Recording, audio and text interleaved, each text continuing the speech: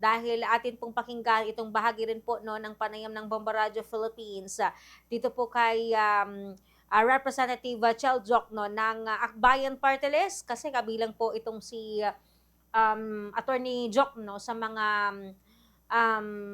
masigasig na nagtanong dito po kay Pacifico Diskaya. Kaugnay pa rin po sa mga proyekto, sa mga yaman, no, na pagmamay-ari po ng mga Diskaya matapos nga na mapasok din yung pagiging kontratista sa ilalim po ng Department of Public Works and Highways, particular na dito po sa mga flood control projects po nito. So narito at ating pakinggan yung bahagi ng kanyang pahayag. Hindi natin basta-basta pwede tanggapin yung sinasabi ng isang testigo, lalong-lalo na kung sila ay sangkot din sa katiwalian. Kaya dapat susuriin natin ng mabuti. At bilang abogado, syempre, ang hinahanap ko yung meron ba yan na koroborasyon? Meron ba tayong makikitang ibang ebidensya na makakapagsabi na totoo at buong katotohanan ang sinasabi nila. Maganda rin kasing malaman kung nagiging selective ba ang kanilang naalala o nagiging selective din yung pinapangalanan nila. Kailangan malaman natin yan.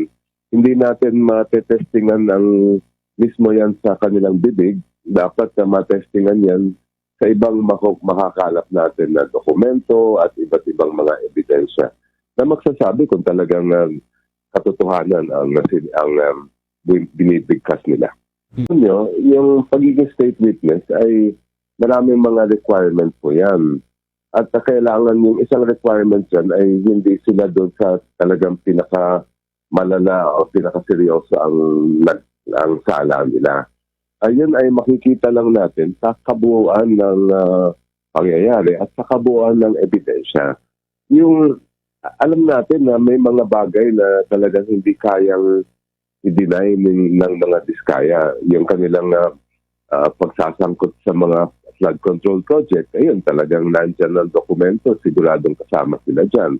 Yung mga nailabas na ng mga flood control na ghost project na mismo ang Pangulo ang nakakita, hindi rin po nila mabibinayan.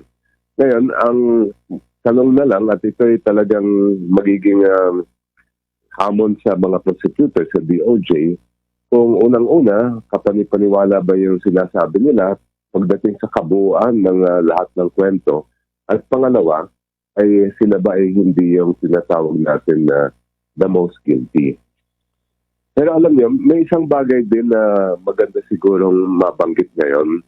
Naghain po kami, kasama ko yung ibang mga nasa kasama ko sa Akbayan at ibang mga reform block sa mababang sa lower house, House of Representatives, ng isang panukalang batas na nagtatayo ng isang independent commission.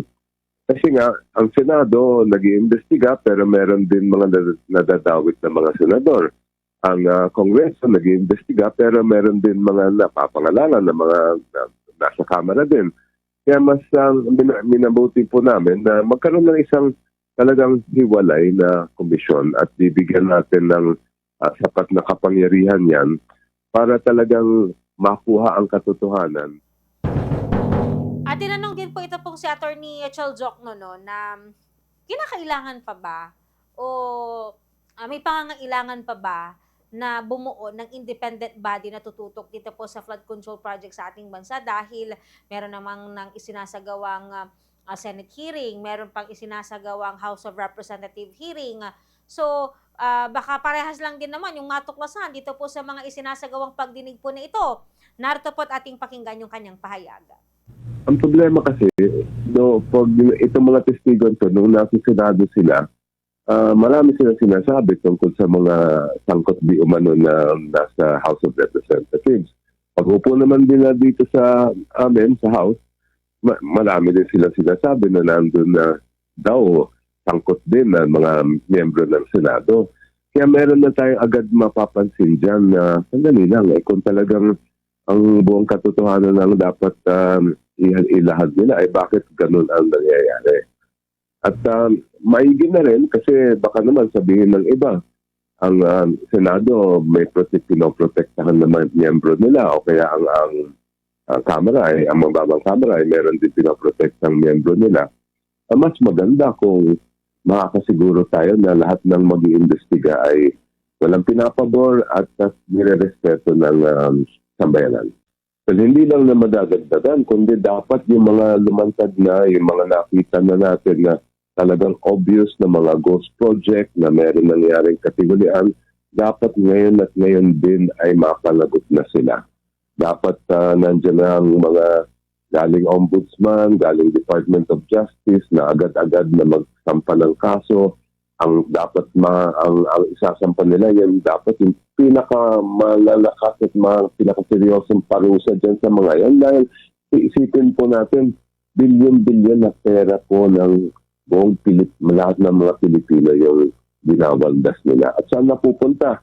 Sa nakikita natin, napupunta sa casino, napupunta sa mamahan ng mga Renault, mga Ferrari at ibang mga magagarang sasakyan.